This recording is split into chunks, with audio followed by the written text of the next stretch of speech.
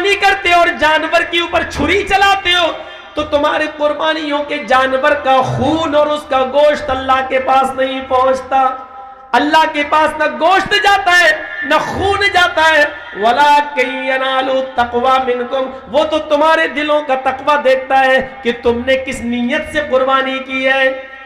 ایک بکرا کر رہے ہو کہ چار کر رہے ہو؟ چار کر رہے ہو تو دکھانے کے لیے کہ محلے والے کہہ رہے ہیں ماشاءاللہ چار قربانی کرتا ہے، تین کرتا ہے، دو اور دیکھو 50,000 کا بکرا لایا ہے. اچھا اس بکرے کی کھال پہ اللہ لکھا ہوا تو 3 لاکھ کا لایا ہے. کبھی اپنے آپ کو برباد مت کرنا. اللہ لکھا تو 3 لاکھ کا لے آؤ، یہ کوئی چیز ہے نہیں، اس کی کوئی حیثیت نہیں ہے. یہ تو اللہ کی قدرت ہے. کسی کھال پر اگر لکھاوٹ میں اللہ آ جائے تو اس کا یہ مطلب نہیں ہے کہ اس کی قیمت 3 لاکھ دے دو 4 لاکھ دے دو. کھال کہاں جائے گی؟ کھال تو وہیں جانا ہے جہاں جائے گی. کھال لے کے آپ کیا کریں گے؟ اس کے بالوں پہ اگر لکھ گیا ایسے بال اس کے بن گئے، اس میں ایسا لکھ اللہ، اس کی قیمت بیچنے والا کہ اللہ لکھا ہے، محمد لکھا ہے. ارے اس کی شکل بن جاتی ہے. بال کچھ ایسے بن گئے وہ میم کی شکل لے لیا، کچھ بال ایسے بن گئے وہ ہے کی شکل لے لیا، کچھ بال ایسے بن گئے پھر اس نے میم کی شکل لے لی، کچھ بال ایسے کلر کے ہو گئے پھر اس نے دال کی شکل. اب دیکھ رہے ہیں تو محمد لگ رہا ہے جبکہ یہ کچھ ہے ہی نہیں. لکھ جانے سے اس کی قیمت نہیں بڑھ جائے گی.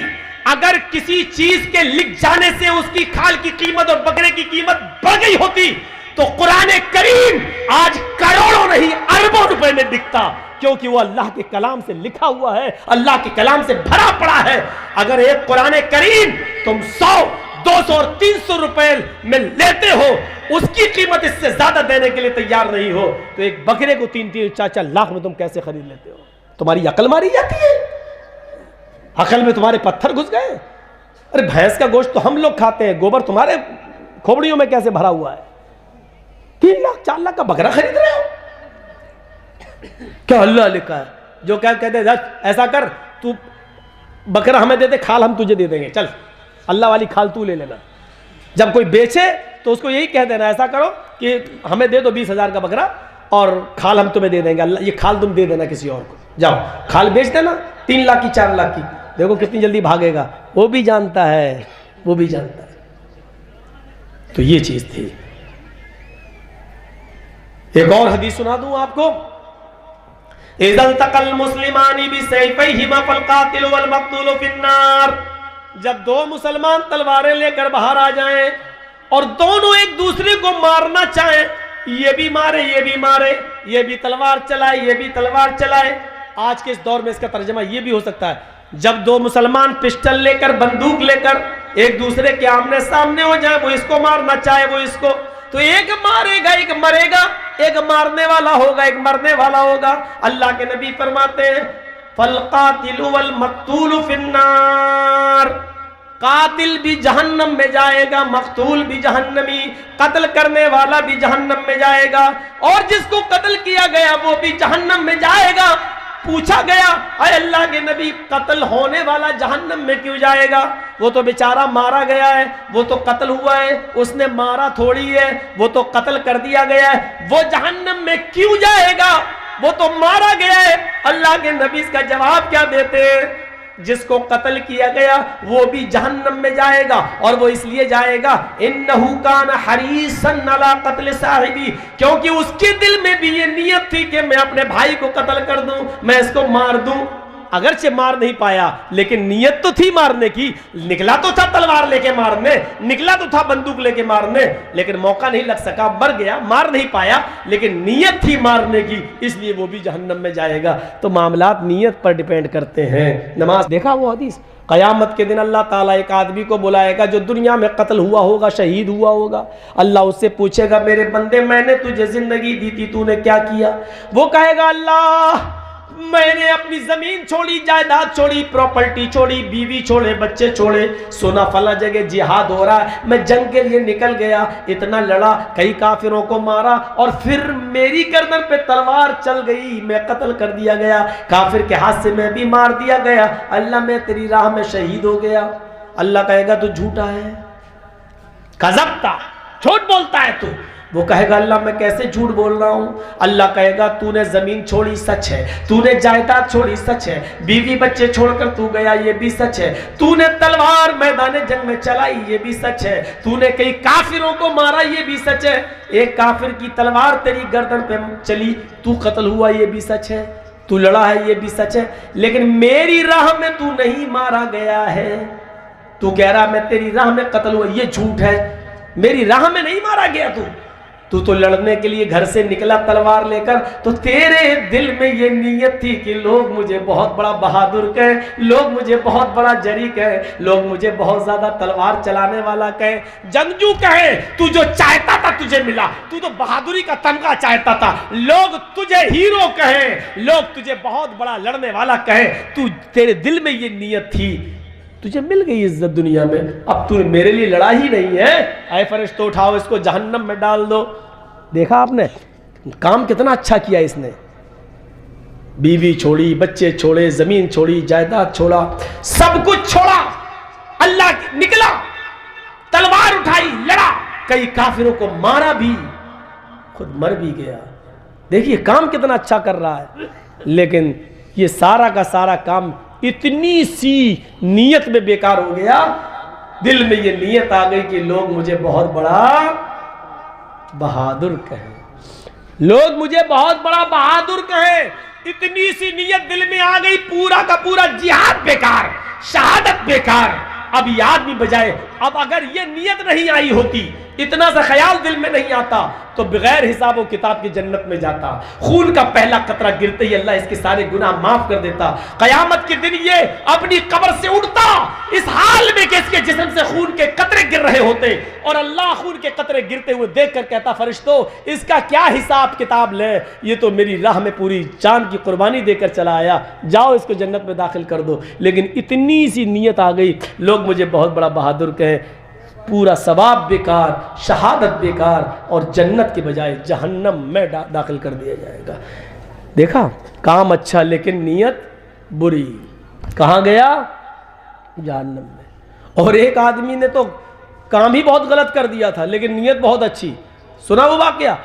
اپنے گھر سے نکلا، اونٹ کے اوپر بیٹھا، چل رہا، جنگل سے گزرنے لگا، تھک گیا، سوچا اونٹ کو باندھ دے تھوڑی دیر کے لیے درخت سے اور تھوڑا آرام کر لیں، جنگل میں پہنچا، اونٹ کی رسی درخت سے باندھ دی، اپنا امامہ اتارا، سر سے زمین پہ بچھا لیا، سو گیا، جیسی لیٹا نیند آ گئی، آنکھ کھلی دیکھا اونٹ غائب ہے، میرے گھر کا پورا سامان اونٹ پر، غلہ اناج اونٹ پر، بیوی کے زیور اونٹ پر، سب کچھ اونٹ پہ تھا، اور یہ کہاں گیا؟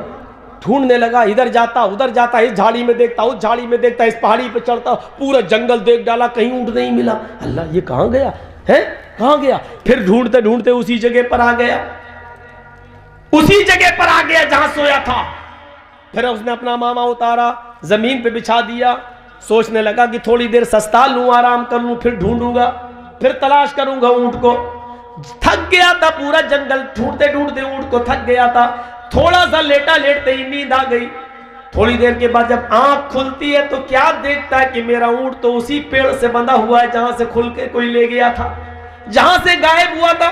جب آنکھ کھلی تو کیا دیکھتا ہے کہ میرا اونٹ تو ویسے ہی بندھا ہے اور سامان بھی ویسے ہی لدا ہوا ہے، آگے بڑھتا ہے۔ اب ایسا آدمی ہوتا تو پہلے یہ دیکھتا کہ کسی کا پرس کھو گیا اور 5 گھنٹے بعد پرس ملے تو پہلے پرس دے ہیں، پھر دیکھتا کہ جو تھا اس پہ ہے کہ نہیں ہے، ٹھیک ہے۔ تو ایسے ہی اس کا حال تھا، اونٹ تو دیکھ لیا ہے، پورا جنگل میں نے خود ڈھونڈا ملا نہیں، اور اچانک اپنے آپ آ گیا اور بند بھی گیا، آیا ہے دیکھا ایک بھی دانہ کم نہیں اناج کا، جیسے لایا تھا ویسے ہی موجود ہے، کچھ بھی کم نہیں ہے، ایسے دیکھتا ہے، خوش ہو گیا، اور خوشی میں سمایا نہیں جا رہا ہے اس میں، خوشی کے مارے اس کے منہ سے الٹے جملے نکل رہے ہیں، الٹے جملے مارے خوشی کے، آسمان پہ نظریں ڈالتا ہے، کہتا واہ واہ تیری قدرت، میں نے پورا جنگل ڈھونڈ لیا، اونٹ کو اونٹ نہیں ملا، اور سو کر اٹھا تو دیکھا اونٹ اپنے آپ آ گیا، سارا سامان بھی موجود، آئے اللہ ایسے دیکھتا ہوں، اور آسمان پہ دیکھ رہا، بخاری شریف کی حدیث کے الفاظ، نظریں آسمان پہ ڈال کے کہتا ہے یا اللہ باقی یا ربی، آسمان پہ نظر ڈالتا ہوں، کیا کہہ رہا ہے؟ اللہم انت عبدی وانا ربک، اے اللہ مان گیا تیری قدرت کو، واقعی تو میرا بندہ ہے، میں تیرا خدا ہوں۔ کیا بولا؟ مان گیا واقعی تجھے، واقعی تو میرا بندہ ہو، میں تیرا رب. الٹا جملہ، خوشی میں سمجھ نہیں پا رہا کیا بول رہا ہوں. اللہم انت عبدی، واقعی تو میرا بندہ ہے، میں تیرا رب ہوں. الٹا بول گیا. جانتے ہو یہ کتنے ڈینجر جملے ہیں؟ اگر کوئی جان بوجھ کر بول دے تو اسلام سے خارج ہے. وہ کتنے برے جملے ہیں یہ جملے. فرعون کہتا تھا انا ربکم الاعلی، میں تمہارا رب ہوں، لیکن فرعون صرف اتنا کہتا تھا کہ میں تمہارا رب ہوں. لیکن فرعون نے بھی اتنے خطرناک جملے نہیں بولے جو اس نے بولے.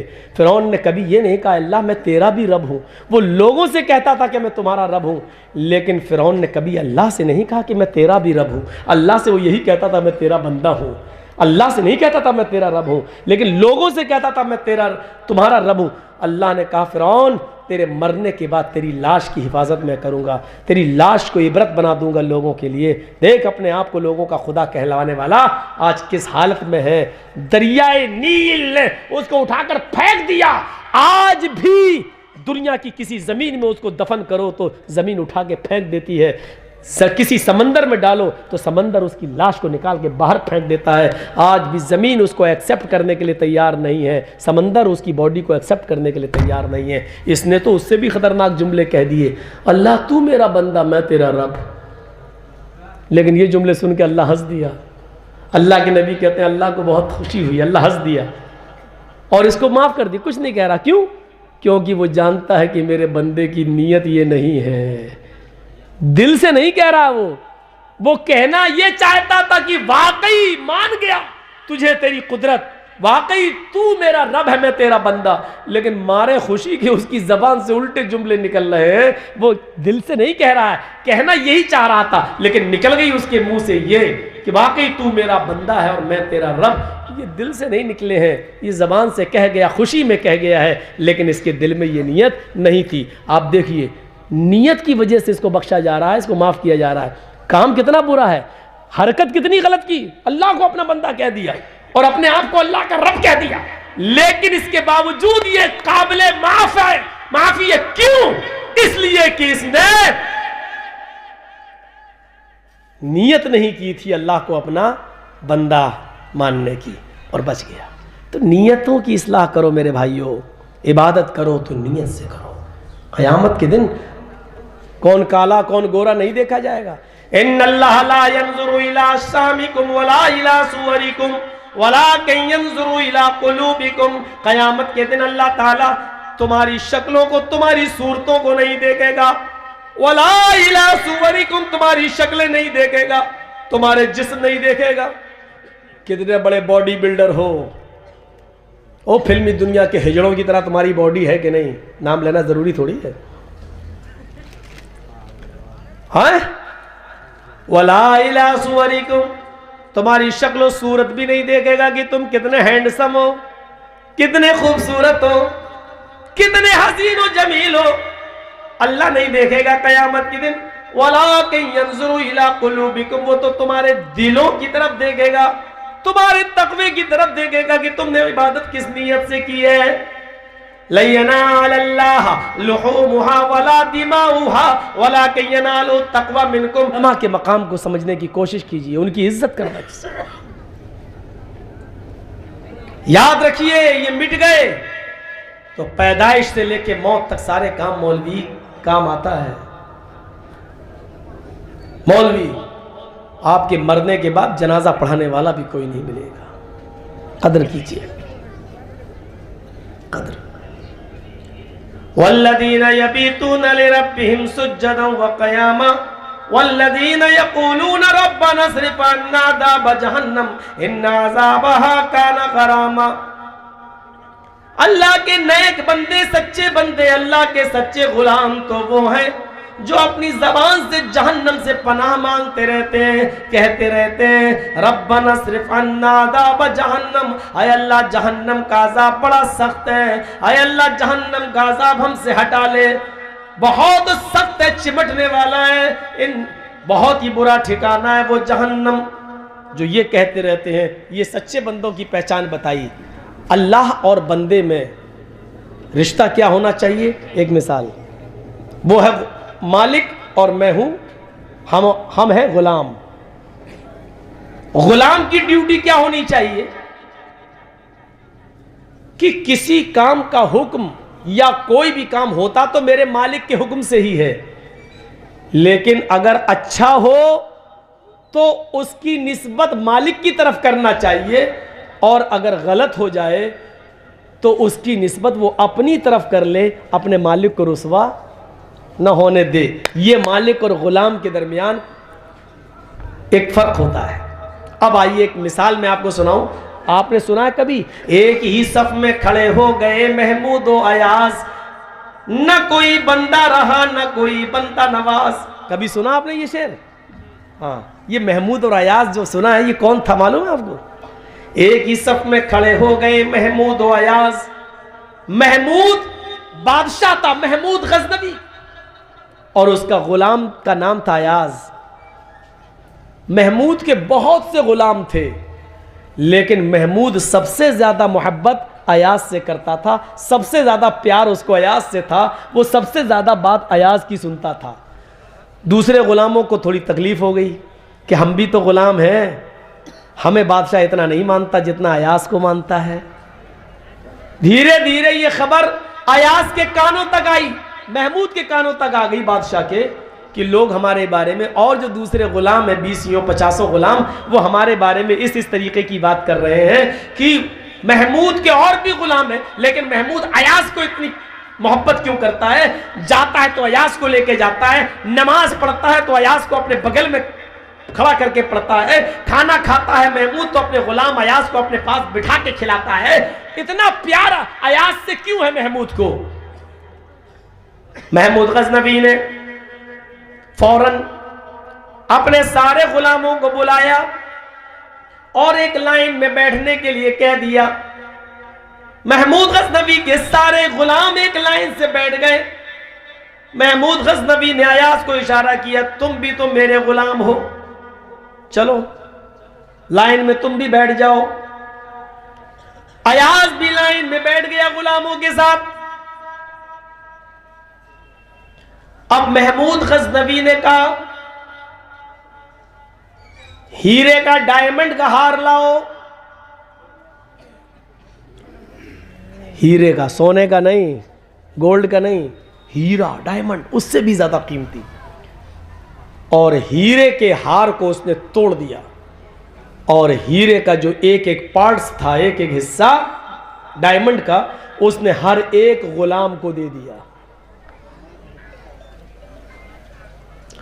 اور سب غلاموں کو ایک ایک ہتھوڑی دے دی.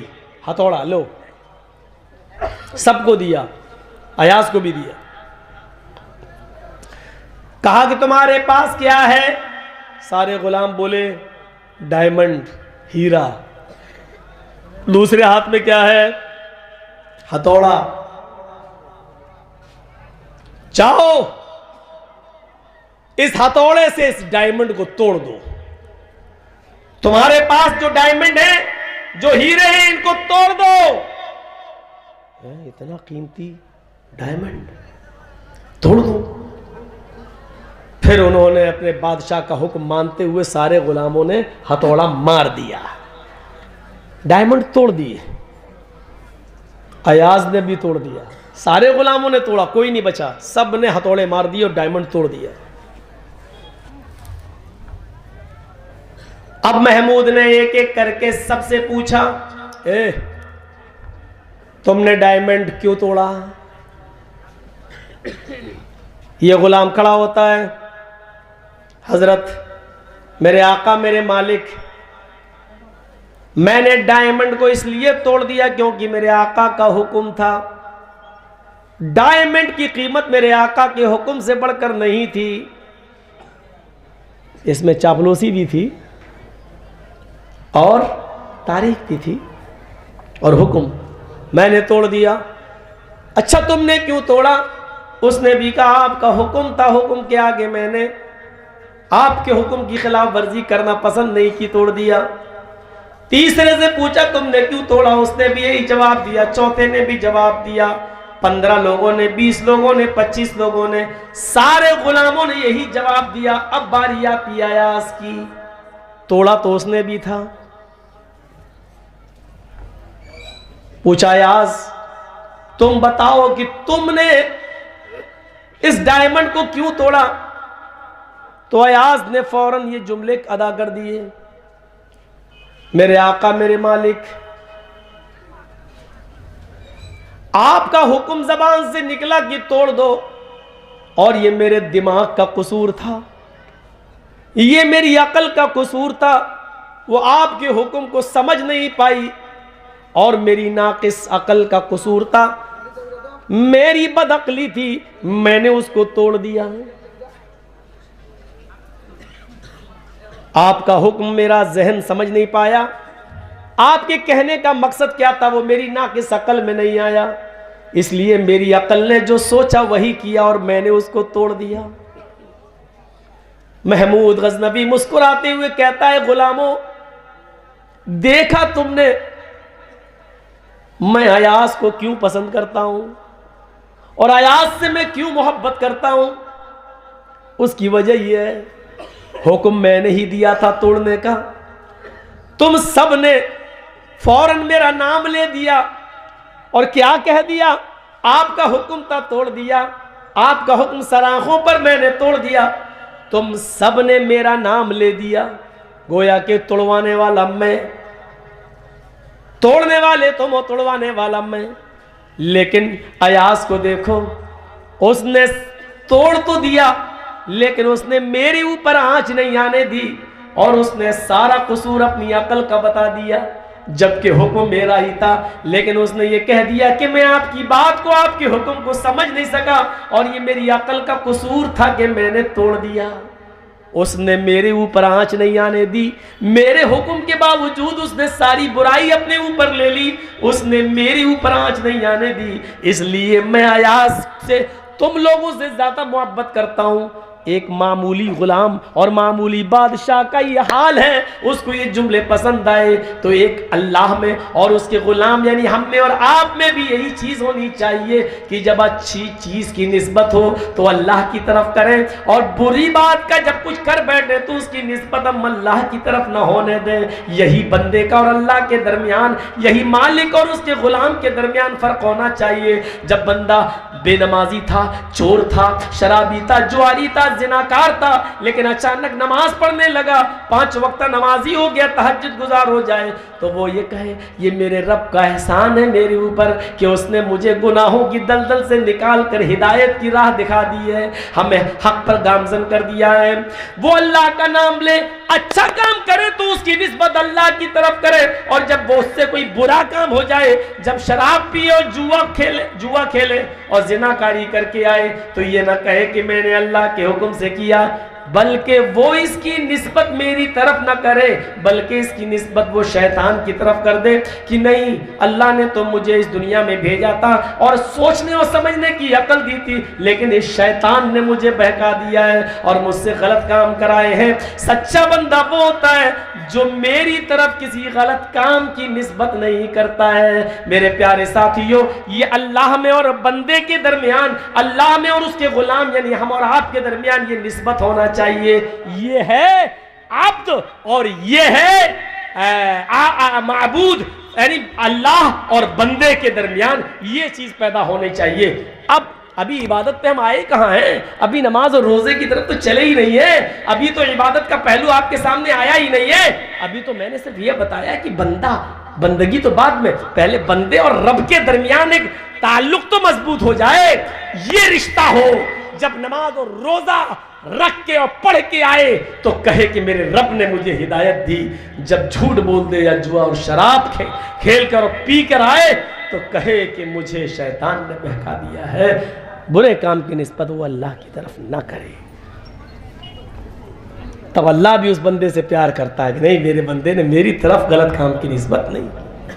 اور بہت سے لوگ تو ہوتے تو یہی کہہ دیتے میں کیا کروں، جب اللہ کے حکم کے بغیر پتہ نہیں ہلتا تو میں چوری بھی کر رہا ہوں تو اللہ کے حکم سے کر رہا ہوں، جب نماز نہیں پڑھ رہا ہوں تو وہ بھی اللہ کے حکم سے نہیں پڑھ رہا ہوں۔ اللہ چاہتا تو ہمیں نماز پڑھوا دیتا، اللہ خود چاہ رہا ہے کہ نہ پڑھے، اللہ خود چاہ رہا ہم چوری کریں، نہیں پہنچ پاؤ گے وہاں تک۔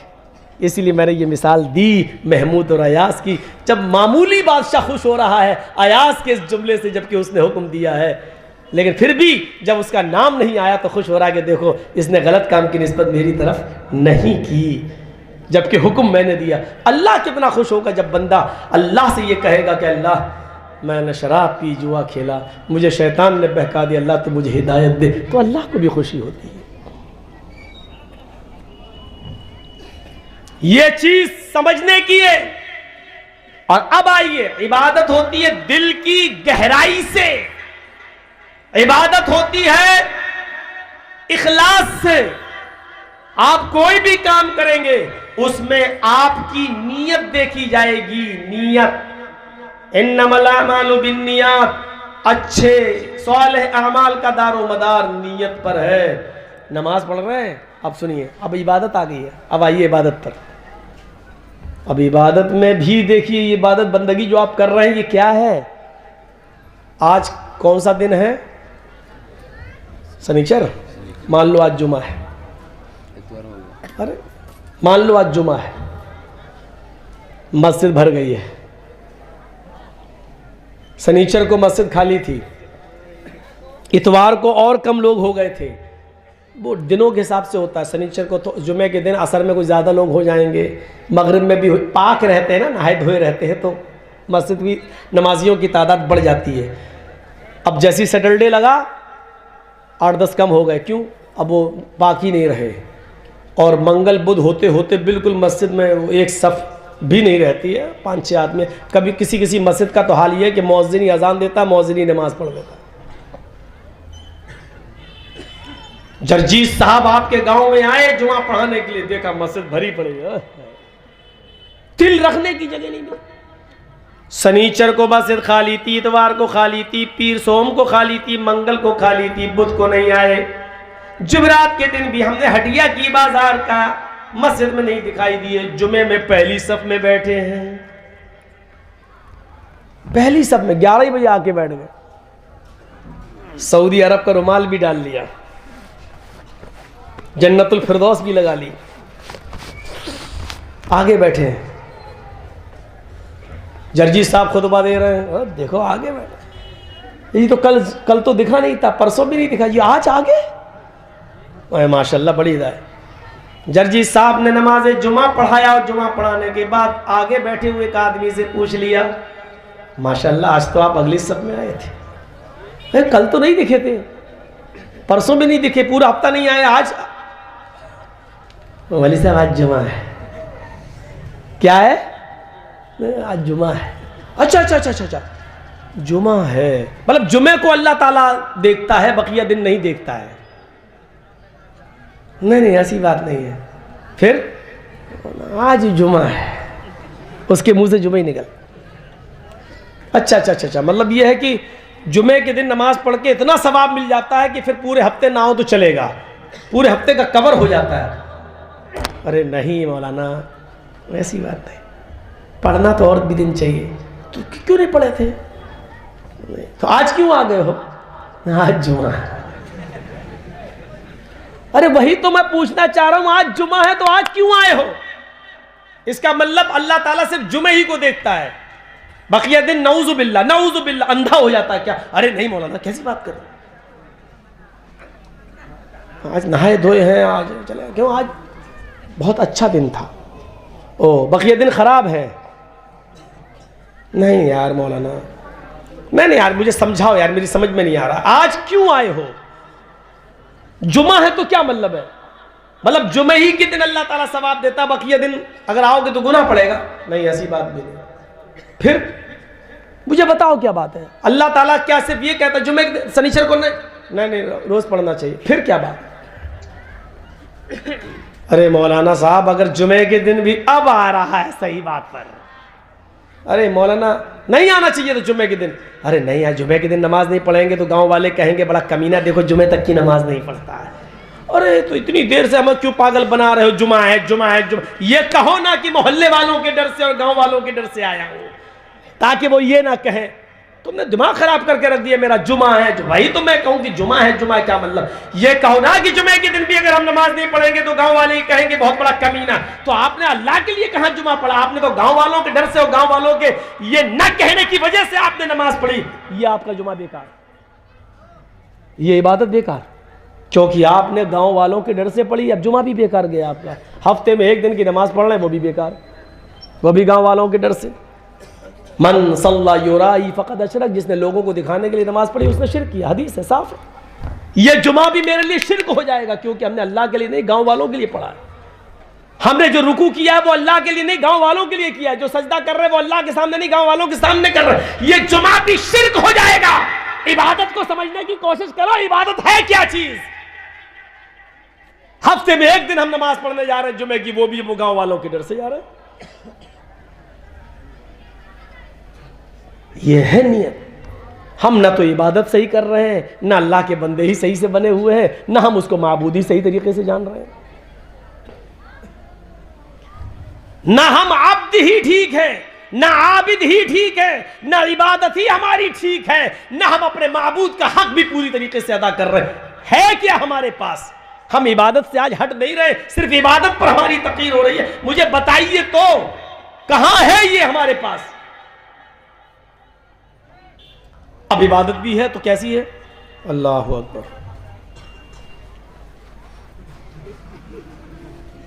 سامنے گھڑی بھی لگی ہوئی ہے،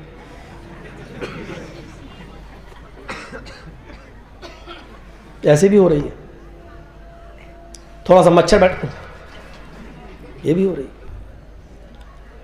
تابعین کے واقعات پڑھیے، تذکرۃ الحفاظ پڑھیے علامہ شمس الدین ذہبی کی،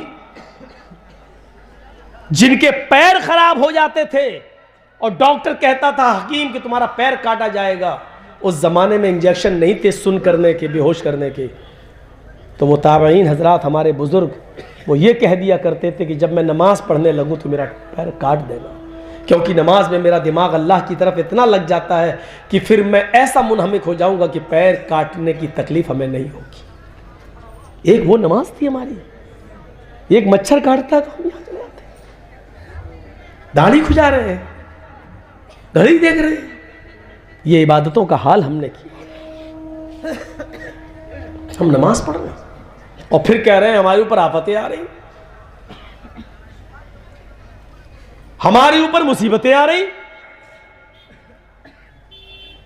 جو میں سر بسجدہ ہوا زمین پر تو آسمان سے آنے لگی یہ ندا، جو میں سر بسجدہ ہوا زمین پر تو آسمان سے آنے لگی یہ ندا، تیرا دل تو ہے صنم آشنا تجھے کیا ملے گا نماز میں۔ میرے بندے تو نماز میں مجھ سے مانگ رہا ہے اللہم اغفر لی ورحمنی وحدنی وعافنی ورزقنی، میرے بندے تو مجھ سے دعا مانگ رہا ہے اہدنا الصراط المستقیم صراط الذین انعمت علیہم، لیکن میرے بندے میں تجھے دوں تو کہاں سے دوں تو کیسے دوں؟ جو میں سر بسجدہ ہوا زمین پر تو آسمان سے آنے لگی یہ صدا، تیرا دل تو ہے صنم آشنا تجھے کیا ملے گا نماز میں۔ تیرا دل تو نماز میں اپنی دکانوں پہ لگا ہوا ہے، تیرا دل نماز میں اپنے بیٹے کے ہاسپٹل میں ایڈمٹ ہونے پہ لگا ہوا ہے، تیرا دل نماز میں جلدی سے مسجد سے باہر جا کر اپنی فیکٹری میں جاؤں اور اپنے مزدوروں کو دیکھوں کام کر رہے ہیں یا نہیں، تیرا دل تو وہاں لگا ہے۔ تو مسجد میں نماز پڑھتا ہے، تیرا دل کھیت میں لگا ہے، تیرا دل دھان اور گیہوں اور چاول میں لگا ہوا ہے۔ شاعر اسی کو کہتا ہے جو میں سر بسجدہ ہوا زمین پر تو آسمان سے آنے لگی یہ ندا، تیرا دل تو ہے صنم آشنا تجھے کیا ملے گا نماز میں۔ او میرے بندے میں تجھے دوں تو کہاں سے دوں، کیسے دوں؟ تیرا دماغ، تیرا ذہن، تیرا دل میری طرف ہے ہی نہیں۔ وہ نمازیں نہیں چاہیے اللہ کو، ایسے سجدے نہیں چاہیے اللہ کو، سجدہ تو وہ چاہیے جو ابراہیم علیہ السلام نے کیا تھا، سجدہ تو وہ تھا، وہ ہوتا ہے جسے علامہ اقبال نے کہا وہ ایک سجدہ روح زمین جس سے کانپ جاتی تھی، وہ ایک سجدہ روح زمین جس سے کانپ جاتی تھی، اسی کو ترستے ہیں آج منبر و محراب۔ اس سجدے کی ضرورت ہے مسجد کے زمین پر، مٹی پر, سادہ زمین پر اپنی پیشانی کو رکھ کر سبحان ربی الاعلی کہنے کی, سبوحن قدوس رب الملائکۃ والروح کہنے کی, سبحانک اللہم ربنا وبحمدک اللہم اغفر لی. یہ سب رکوع کی دعائیں ہیں اور سجدے کی دعائیں ہیں. یہ سجدہ وہ ہے جب زمین پہ پڑتا ہے تو زمین کی روح کانپ جاتی ہے. روح زمین جس سجدے سے کانپ جائے, زمین کی روح جس سجدے سے کانپ جائے, عرش والے کا عرش ہل جائے کہ واقعی میرے بندے نے دل سے اپنی غلامی کا اقرار کر لیا, اپنی ناک زمین پر رگڑ دی اور اس بات کا اقرار کر لیا کہ اے اللہ میں نے اپنی ناک زمین کی مٹی پہ رگڑ کے تیرے سامنے ذلت کا اظہار کر دیا ہے, انسلٹ کر لی میں نے. اے اللہ عزیز تیری ذات ہے, ذلیل میں ہوں. اے اللہ تیرے سامنے میں نے اپنی ناک کو رگڑ لیا ہے, مٹی میری ناک پہ رگڑی ہوئی ہے. اے اللہ میں بہت ذلیل ہوں, اتنا کمتر تیرا بندہ تیرا غلام ہوں کہ زمین سے اوپر نہیں ہوں, اور ہم میں اور تجھ میں اتنا ہی فرق ہے کہ میں زمین سے اوپر نہیں ہوں اور تو آسمان کی بلندیوں سے نیچے ہی نہیں ہے. اے اللہ میرا تیرا کوئی مقابلہ ہی نہیں ہے, میں زمین کی پستیوں میں ہوں اور تو آسمان کی بلندیوں میں. اللہ میری حیثیت یہ, تیرا مقام وہ ہے, جب تک ایسا سجدہ نہیں ہوگا تب تک روح زمین نہیں کانپے گی, اور جب روح زمین نہیں کانپے گی تو دوسرے سجدوں کی اللہ کو ضرورت بھی نہیں ہے. ایسے سجدے کی ضرورت ہے, وہ ایک سجدہ روح زمین جس سے کانپ جاتی ہے, اسی کو ترستے ہیں آج ممبر و محراب. اس سجدے کی ضرورت ہے, یہ چوروں والے سجدے کی نہیں. سبحان رب اللہ, سبحان رب اللہ, سبحان رب اللہ اکبر, اللہ اکبر. اس کوے کی چونچوں کی ضرورت نہیں ہے. سجدے میں جا رہے ہو تو احساس ہونا چاہیے, سجدے میں گئے تو پہلے ناک پھر ماتھا, جب سجدے سے اٹھ رہے ہیں تو پہلے ماتھا اور پھر ناک یہ اٹھائیے. جائیں تو پہلے ناک ہونی چاہیے اور اٹھیں تو پہلے ماتھا اور بعد میں ناک, یعنی جاتے وقت بھی پہلے زمین پر ناک ہو اور اٹھتے وقت بعد میں بھی ناک اٹھے. یہ اس بات کی دلیل ہے کہ اے اللہ, کہتے نہیں ہم لوگ تیرے بیٹے کی شادی ہوگی نا, لے آئے گا تو میرے گھر ہمیں منانے, ناک رگڑواؤں گا تجھ سے. یہ ناک رگڑوانے والا جملہ سمجھتے ہو کیا مطلب؟ یعنی تیری بے عزتی کروں گا. کیا مطلب ہوا ناک رگڑوانے کا؟ ناک رگڑنا پڑے گی تجھے, یعنی تجھے میرے ہاتھ پیر جوڑنا پڑیں گے, ذلیل ہونا پڑے گا. اللہ کہتا تم ناک رگڑو, اللہ کہتا سجدہ کرو, اللہ کہتا سجدے میں جاؤ تو پہلے ناک زمین پر ہو, اٹھو تو پہلے پیشانی ہو بعد میں ناک, یعنی دیر میں ناک ہی اٹھے. یہ رگڑنے کا مطلب کیا ہے؟ ایک بندہ اس بات کا احساس کرتا کیا ہے, میرے پروردگار میں نے تیرے آگے اپنے آپ کو ذلیل کر لیا ہے, عزیز تو ہے, ذلیل تو ہمیں. اور اچھا لگتا ہے یہ ناک رگڑنے کا معاملہ سعودیہ کا بادشاہ, پاکستان کا وزیر اعظم اور بڑے سے بڑے منسٹر اور بڑے سے بڑے نیتاؤں کو بھی کرنا پڑتا ہے اگر وہ مسلمان ہیں تو. یعنی وہ اس بات کا اقرار کرتے ہیں اللہ دنیا میں ہم کچھ بھی ہو سکتے ہیں لیکن تیرے گھر میں آنے کے بعد ہم بے بس بندے ہیں اور ہم ذلیل ہیں, عزیز تیری ذات ہے. پھر اللہ کا وعدہ ہے میرے بندو جتنا تم میرے سامنے ذلیل بنو گے, جتنا اپنے آپ کو میرے سامنے جھکاؤ گے اور گراؤ گے, ہم لوگوں کی نظروں میں تمہیں اتنا ہی باعزت بنا دیں گے, ہم لوگوں کی نظر میں تمہیں اتنا ہی پیارا بنا دیں گے. اور دیکھ لو آج جو سب سے زیادہ نمازی ہے, سب سے بڑا تہجد گزار ہے, جو سب سے زیادہ عبادت کرتا ہے, آج ہم میں سے کتنے لوگ اس کی عزت کرتے ہیں, اس کو اپنے گھروں میں بلاتے ہیں, دعوت دیتے ہیں, اس کی عزت کرتے ہیں اور اس کو میرے بھائیوں اپنے بستروں پہ بٹھاتے ہیں اور اس کی خاطری کرتے ہیں اور جوڑتے ہیں کہ بڑا نیک ہے, عبادت گزار بندہ ہے, ہم اس کی عزت کرتے ہیں. یہاں تک کہ بہت سے کافروں کی عورتیں مسجد کے باہر کھڑی ہو جاتی ہیں اور مسجد سے نماز پڑھنے والوں کے لیے کھڑی رہتی ہیں. جب وہ نکلتے تو اپنے چھوٹے چھوٹے بچوں کے اوپر وہ دم کرواتی ہیں, پانی بھی لیے کھڑی رہتی ہیں, وہ پانی کے اوپر بھی دم کرواتی ہیں, حالانکہ نہیں کروانا چاہیے. ہاں بچوں پر دم کیا جا سکتا ہے. میرے پیارے ساتھیوں غور کیجیے, ہم اللہ کے سامنے ذلیل ہو کے آ رہے ہیں لیکن اللہ نے لوگوں کے سامنے مجھے عزیز کر دیا ہے, لوگوں کے سامنے مجھے پیارا بنا دیا ہے, لوگوں کے لیے ہمیں باعزت بنا دیا ہے, لوگوں کی نظروں میں اس نے ہمیں باوقار کر دیا, باعزت بنا دیا ہے. ہم اللہ کے سامنے ذلیل ہونا سیکھیں تو اللہ ہمیں لوگوں کی نظروں میں باوقار کر دے گا, مقرب بنا دے گا. تو یہ ہونا چاہیے ہمارا اور آپ کا. اور عبادت کیسی ہوگی؟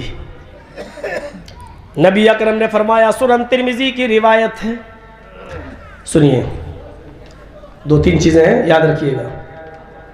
اتق المحارم تکن اعبد الناس. اللہ کے نبی فرماتے ہیں،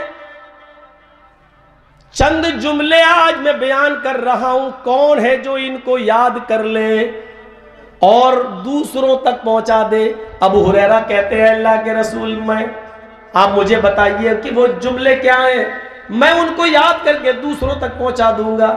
اللہ کے نبی نے کہا، بہت اچھا، سنیے اے ابو ہریرہ، پہلی چیز لوگوں میں بتا دو، اتق المحارم تکن اعبد الناس. حرام چیزوں سے بچ جاؤ. اتق المحارم، حرام کاموں سے بچو، حرام چیزوں سے بچو. تکن اعبد الناس، تو تم سب سے بڑے عبادت گزار بن جاؤ گے. عبد اور عبادت سے ہٹ کر بات نہیں ہو رہی ہے. تکن اعبد الناس، جتنی تم حرام چیزوں سے بچو گے اتنا ہی بڑے تم عبادت گزار بن جاؤ گے. پتہ یہ چلا، عبادت گزار بننے کے لیے حرام کاموں کو اور حرام چیزوں کو چھوڑنا ضروری ہے. ہم حرام روزی بھی کھائیں اور نماز بھی پڑھیں تو قبول نہیں ہے. ہاں، سود اور بیاج بھی کھاؤ اور نماز بھی پڑھو، نہیں ہوگی. رشوت لو اور نماز بھی پڑھو، نہیں ہوگی. آپ کوئی تو کام کرتے ہی ہوں گے. مان لیجئے موبائل سنبھال رہے ہیں، آپ کا موبائل، میں جرجی صاحب موبائل لے کے پہنچے آپ کی دکان پہ، اچھا ٹھیک ہے، دیکھو کیا خرابی ہے. آپ جانتے ہیں 100 روپے میں ٹھیک ہو سکتا ہے، صحیح ہے، لیکن آپ اس کو کہہ رہے ہیں صاحب اس کی یہ خراب ہو گئی، اس کی یہ خراب ہو گئی، 800 روپے لگیں گے. ٹوٹتے ٹوٹتے معاملہ بنتے بناتے 500 روپے پہ آ کے ٹھہر گیا. لیکن آپ کو معلوم ہے کہ اس میں 100 ہی روپے کی لاگت لگنا ہے. پھر بھی 800 سے 500 روپے آ گئے، طے ہو گئی، ہم چلے گئے. آپ نے کہا بات چیت تو ہوئی، لیکن آپ نے اس کو یہ کہا تھا کہ اس میں یہ خراب ہے، یہ خراب ہے، یہ خراب ہے، 800 لگیں گے. پھر 500 پہ معاملہ ٹھہر گیا. اب آپ نے اس سے 500 روپے لے لیے، یہ بھی آپ کے لیے حرام.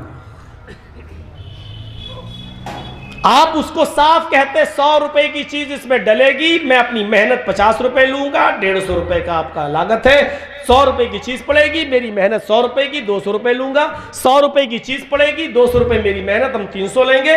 آپ یہ بھی کہہ سکتے ہیں کہ 100 روپے کی چیز پڑے گی، میری محنت 900 روپے، ہم 1000 روپے لیں گے. اگر آپ صاف کلیئر کر کے کہیں گے تب آپ کے لیے جائز ہوگا، ورنہ نہیں. آپ نے کہہ دیا یہ چیز پڑھنے میں 800 روپے خرچ ہو جائیں گے، یہ ڈلیں گے، یہاں سے لے کے آنا پڑے گا، مالدہ جانا پڑے گا، کل کہاں جانا پڑے گا، آپ بولتے کچھ بھی.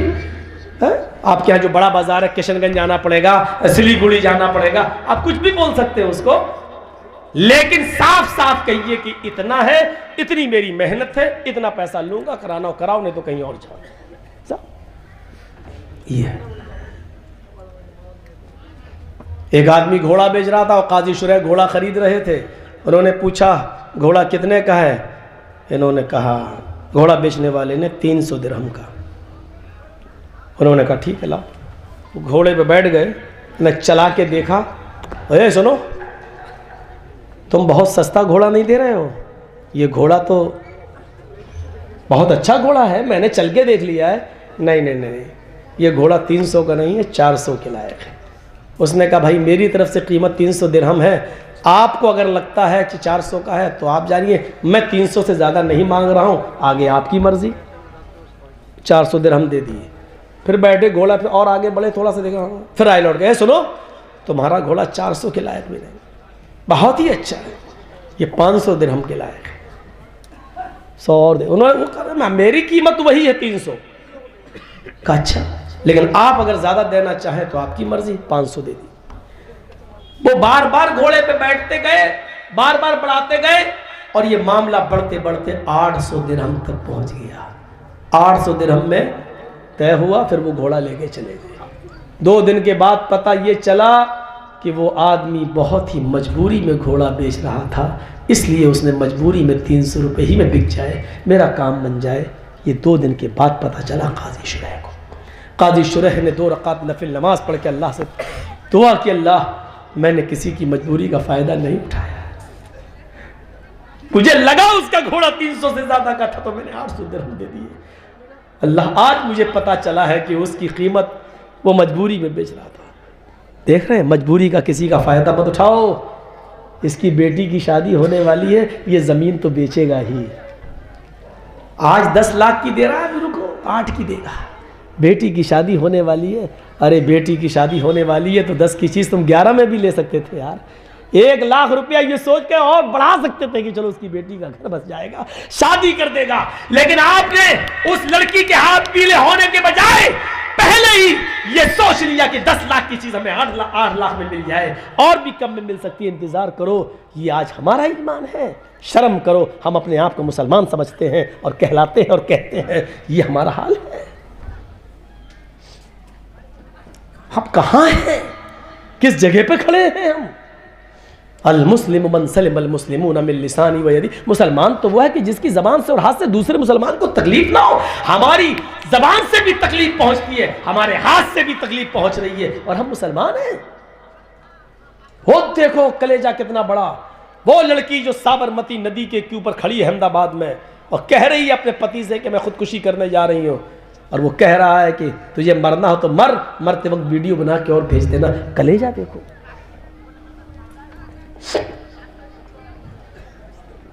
کہاں ہے ہندو بھائی نے بتائیے تو. یار آپ 1-1.5 گھنٹہ ہو گیا عبادت پہ بول رہا ہوں, اب آپ کہہ رہے ویدوں کے منتر پڑھیے. یار اتنا اچھا ٹاپک کو آپ نے پورا خراب کروا دیا.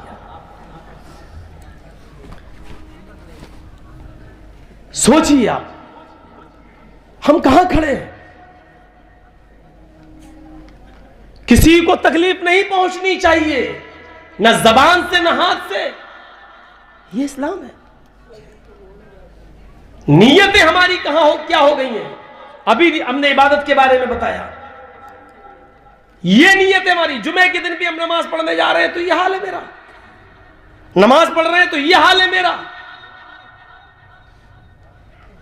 پیر کاٹ دیے جاتے تھے, پیر.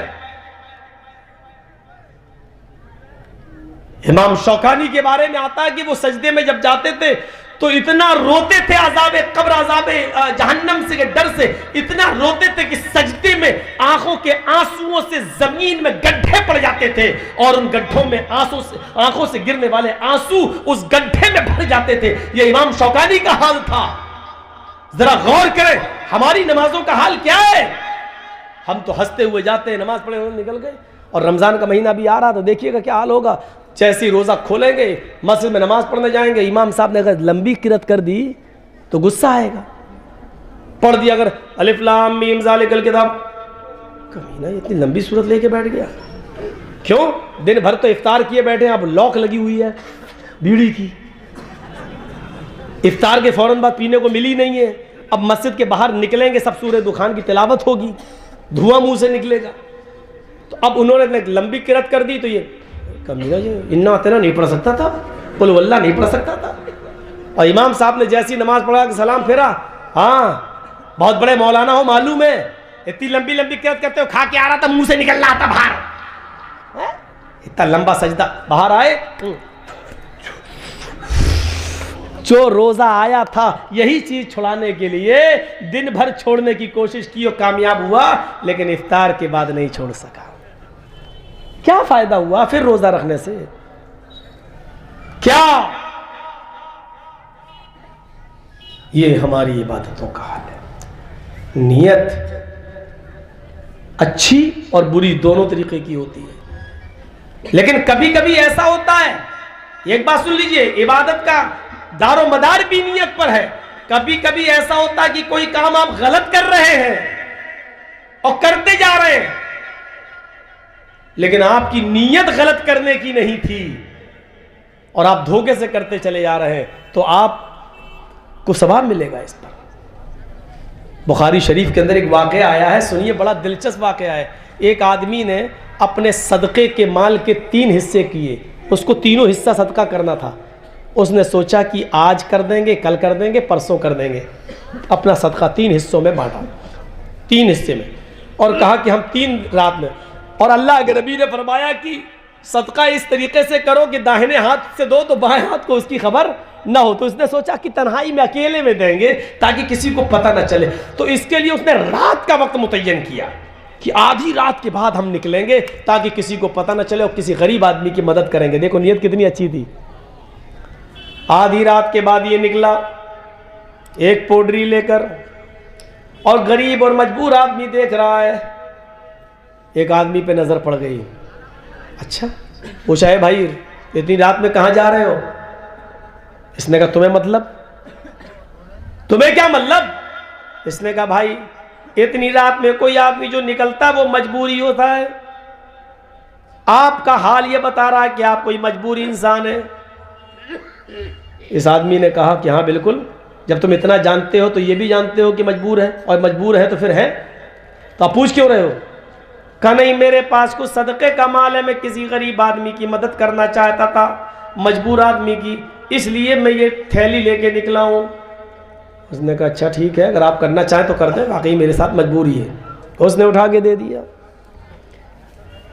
گھر آیا بڑا خوش تھا کہ میں نے کسی مجبور و بے بس آدمی کی مدد کر دی. تہجد کی نماز پڑھتا ہے, تھوڑی دیر بستر پہ لیٹتا ہے, فجر کی اذان کی آواز آتی ہے, مسجد میں نماز پڑھتا ہے, نماز پڑھ کے آتا ہے اپنے گھر, پھر قرآن کی تلاوت کرتا ہے. سورج نکل آتا ہے. فجر کے بعد ان لوگوں کی سونے کی عادت نہیں تھی, یہ باہر نکل گئے کہ چلے کچھ کاروبار کریں. بازار میں پہنچتا ہے یہ آدمی تو کیا شور سنتا ہے. بازار میں پہنچتا, بخاری شریف کی حدیث کے الفاظ ہیں, بازار میں پہنچتا ہے تو شور سنتا ہے. لوگ اس کو بتانے لگے ارے تمہیں معلوم ہے آج کی رات کیا ہوا؟ کہا نہیں. کہا اللہ کا کوئی نیک بندہ بیچارہ آدھی رات کے بعد اپنے گھر سے نکلا, اس کے ہاتھ میں صدقے کی کوئی تھیلی تھی, وہ کسی غریب آدمی کی مدد کرنا چاہتا تھا, کسی مجبور آدمی کی مدد کرنا چاہتا تھا, لیکن دھوکہ کھا گیا بیچارہ. وہ اپنی گٹھری, وہ اپنی پوڈری بجائے کسی غریب انسان کو, مجبور کو دینے کے بجائے ایک بہت بڑے امیر آدمی کو دے دیا. وہ تو بہت پیسے والا آدمی تھا. اس نے کہا اچھا, یہ بتایا بھی نہیں کہ وہ میں تھا, پول کھل جائے گی, میں تو کیوں اپنی نیکی بتاؤں. یہ گھر آیا, آ کر دعا کرتا ہے کہ الہ العالمین, اے میرے پروردگار, اے میرے رب, تو اچھی طریقے سے جانتا ہے کہ میری نیت غریب کی مدد کرنے کی تھی. میری نیت تھی کہ میں کسی غریب کی مدد کروں, لیکن میں تو غریبی کی مدد کرنے کے لیے نکلا تھا, لیکن اب دھوکے سے کسی امیر کو دے گیا, جو گناہ کا کام ہے, کیونکہ صدقہ امیر کو جائز ہی نہیں ہے. دھوکے سے میں دے گیا تو اس میں میری گرفت نہ کرنا ہے اللہ, یہ میری نیت نہیں تھی. چلیے آج دوسری پوڈری دوں گا, اللہ آج میری مدد کرنا. دوسرے دن آدھی رات کے بعد پھر نکلتا ہے کہ کسی غریب کی مدد کروں, کوشش کر رہا ہے کہ کسی غریب کو ڈھونڈوں. 1 کلومیٹر 2 کلومیٹر دور چلا جاتا ہے, ایک آدمی نظر آتا ہے. اس نے دیکھا, پوچھا تم کون؟ اس نے کہا بھائی رات میں کون نکلتا ہے؟ کہا کیا بات ہے, کچھ مجبور نظر آ رہے ہو؟ اس نے کہا جی ہاں میں مجبور ہوں. کہا کیا مجبوری ہے؟ کہا مجبوری کیا ہے, میرے بچے بھوکے ہیں, ترستے ہیں کھانے پینے کے لیے, میں رات کے تاریکی میں نکل رہا ہوں, شاید کوئی مجھے کام مل جائے, مزدوری مل جائے, محنت مل جائے, یا اللہ کا کوئی بندہ مل جائے جو میری مدد کر دے. اس نے چپکے سے اس کے ہاتھ میں تھیلی دے دی, لو کسی کو بتانا نہیں, جاؤ جاؤ. یہ چلا گیا. گھر آیا, آج خوش تھا, آج تو یقیناً میں نے کسی غریب کی مدد کی ہے, اور وہ اس لیے کی ہے کیونکہ اس کے بچے بھوکے تھے, اور وہ رات میں اپنے بچوں کی بھوک کے لیے کچھ روزی روٹی کی تلاش میں نکلا تھا. فجر کی نماز پڑھتا ہے, مسجد جاتا ہے, نماز پڑھ کے پھر گھر آتا ہے, قرآن پڑھتا ہے. سورج نکلنے کے بعد باہر جاتا ہے, بازار سے گزرتا ہے, پھر شور ہے. کچھ لوگوں نے اس کو بتایا آج کچھ سنا؟ کہا نہیں. اللہ کا نیک بندہ آج بھی آدھی رات کے بعد گھر سے نکلا, اللہ کے کسی غریب بندے کو وہ اپنے صدقہ و خیرات دینا چاہتا تھا, لیکن وہ آج بھی دھوکہ کھا گیا ہے. آج کیا ہوا؟ ارے وہ تو آج کسی چور کو مدد کر دیا. وہ رات میں جو آدمی نکلا تھا وہ روزی روٹی کی تلاش میں نہیں, وہ اندھیرے کا فائدہ اٹھا کر چوری کرنے نکلا تھا، اور وہ تو مجرم تھا، وہ تو چور ہی تھا، اس کا تو کام ہی تھا رات میں نکل کر چوری کرنے کا۔ اللہ کا یہ نیک بندہ بیچارہ آج ایک چور کو صدقہ اور خیرات کر گیا۔ گھر آیا، کہتا اللہ یہ کیا ہوا، میری نیت تو چور کی مدد کرنے کی نہیں تھی۔ تیرے نبی کا فرمان ہے چپکے سے دو، دائیں ہاتھ سے دو کہ بائیں ہاتھ کو بھی خبر نہ ہو، میں تو اس لیے چپکے سے نکلتا ہوں کسی کو پتہ نہ ہو۔ اے اللہ آج بھی میں دھوکہ کھا گیا، لیکن جان بوجھ کر میں نے یہ کام نہیں کیا۔ اے اللہ ایک پوٹری اور رہ گئی ہے مال کی، میں آج کسی غریب کی مدد کروں گا اور تو میری مدد کرنا۔ اے میرے پروردگار آج میرا مال کسی جائز جگہ پہ جانا چاہیے۔ تیسری رات ہے، آدھی رات گزر گئی، نکلتا ہے 4-5 کلومیٹر کی دوری طے کر لیتا ہے۔ کیا دیکھتا ہے؟ دور پر کوئی بیٹھا ہوا ہے۔ قریب جاتا ہے تو کیا دیکھتا ہے کہ ایک عورت ہے۔ اس کو دیکھ کر اس نے چہرے پر اوڑھنی ڈال لی۔ کون ہو تم؟ اس نے پوچھا اتنی رات میں تم کہاں نکلی ہو؟ اکیلی عورت، اکیلی ذات، اور تم یہاں کیا کر رہی ہو؟ اس نے کہا دیکھو اے اللہ کے بندے، اتنی رات میں کوئی عورت جب باہر نکلتی ہے تو اس کو کوئی مجبوری باہر نکالتی ہے، تم ہو کون؟ اس نے کہا تم اپنی مجبوری بتاؤ۔ اس عورت نے بھی ڈرامہ کیا، میری مجبوری ہے۔ اس نے کہا دیکھو میرے پاس کچھ صدقے کا مال ہے، اس مال کو تم لے جاؤ، اور تم رات کی تاریکی میں مت نکلا کرو، کہیں ایسا نہ ہو کہ تمہارے ساتھ کچھ اونچ نیچ ہو جائے۔ جاؤ اپنے بچوں کو پالو، یہ ختم ہو جائے تو پھر مجھے کچھ بتا دینا، ذکر کر دینا۔ میں فلاں، اپنا نام نہیں بتایا، اس نے کہا کہ میں فلاں فلاں کے پاس چلی جانا اور اس سے یہ کہنا کہ کسی نے مجھے صدقے کا مال دیا تھا، وہ ختم ہو گیا ہے، بس وہ خبر مجھ تک آ جائے گی، میں تمہاری بعد میں بھی مدد کرتا رہوں گا۔ یہ عورت لے کے چلی آئی، یہ بھی گھر آ گیا، تہجد کی نماز پڑھ کے سویا، فجر میں اٹھا، نماز پڑھ کے گھر آیا، قرآن کی تلاوت کیا، پھر نکلا باہر، بازار میں جاتا ہے تو پھر شور ہوتا ہے اور لوگ اس سے ذکر کرتے ہیں اللہ کا ایک نیک بندہ آج بھی دھوکہ کھا گیا ہے، وہ نکلا تھا کسی غریب کی مدد کرنے، کسی پریشان حال کی پریشانی دور کرنے، لیکن آج اللہ کے اس نیک بندے نے ایک زانیہ، ایک بدچلن عورت کی مدد کر دی، ایک طوائف کی مدد کر دی۔ وہ رات کی تاریکی میں گھر سے پیشہ ور عورت تھی، جسم فروش عورت تھی، وہ کسٹمر ڈھونڈتی تھی، وہ پیسہ لیتی اور اپنا جسم بیچتی۔ آج اس نے ایک زانیہ کو، ایک بدچلن عورت کو صدقہ و خیرات کر دیا۔ یہ آدمی بولا بیچارہ اس اللہ کے نیک بندے کے ساتھ بہت برا ہو رہا ہے۔ ہاں دیکھو، پھر گھر آیا، کہتا اللہ میرے پاس جتنا مال تھا وہ غلط جگہ پہ جا چکا ہے، لیکن غلط لوگوں کو دینے کی میری کوئی نیت نہیں تھی۔ اے اللہ غلط لوگوں تک پہنچ گیا، اس کا عذاب تو مجھے مت دینا۔ اے اللہ ثواب نہ دے تو عذاب بھی مت دینا، اس لیے کہ میری نیت ان غلط لوگوں تک پہنچانے کی نہیں تھی۔ رات میں سوتا ہے، اب مال ہی نہیں ہے کہ صدقہ کرے، رات میں سوتا ہے۔ بخاری شریف کی حدیث کے الفاظ ہیں، جب یہ گہری نیند میں آتا ہے تو ایک فرشتہ اس کے خواب میں آتا ہے اور اس کو کہہ رہا ہے اے اللہ کے نیک بندے، تو کیوں مایوس ہوتا ہے، تو کیوں پریشان ہوتا ہے؟ تو نے تو غریب کی مدد کرنے کے لیے صدقے کا مال نکالا ہے اور تو نے تو غریب سمجھ کر ہی مدد کی ہے۔ اللہ نے تیرے صدقے کو قبول کر لیا ہے، اللہ نے تیرے صدقے کو منظور کر لیا، ایکسیپٹ کر لیا ہے، اور تیرے صدقے کی برکت سے اللہ نے ان تینوں لوگوں کو بھی ہدایت دے دی۔ اس امیر آدمی نے تیرا دیا ہوا صدقہ وہ جانتا نہیں تھا مجھے دیا کس نے، اس لیے تجھے واپس کرنا چاہتا تھا، لیکن پھر اس کو پتہ ہی نہیں کیونکہ تم نے اس کو اپنا نام نہیں بتایا تھا، اس لیے اس نے علماء سے پوچھ کر اس نے تیرے صدقے کو بھی غریبوں میں لٹا دیا ہے۔ اس نے بھی توبہ کر لی ہے۔ جس چور کو تم نے صدقہ دیا تھا اس چور کو تمہارے صدقے کے مال سے اتنی برکت ہوئی کہ اس چور نے چوری سے توبہ کر لی، اور جتنا تم نے اس کو مال دیا اس کا 10 گنا مال وہ راہ خدا میں خرچ کر چکا ہے۔ اس کو بھی معلوم نہیں تھا کہ تم نے دیا ہے، وہ تمہارا مال تمہیں واپس کرنے آ رہا تھا لیکن پتہ ہی نہیں تھا کہ کس نے دیا ہے۔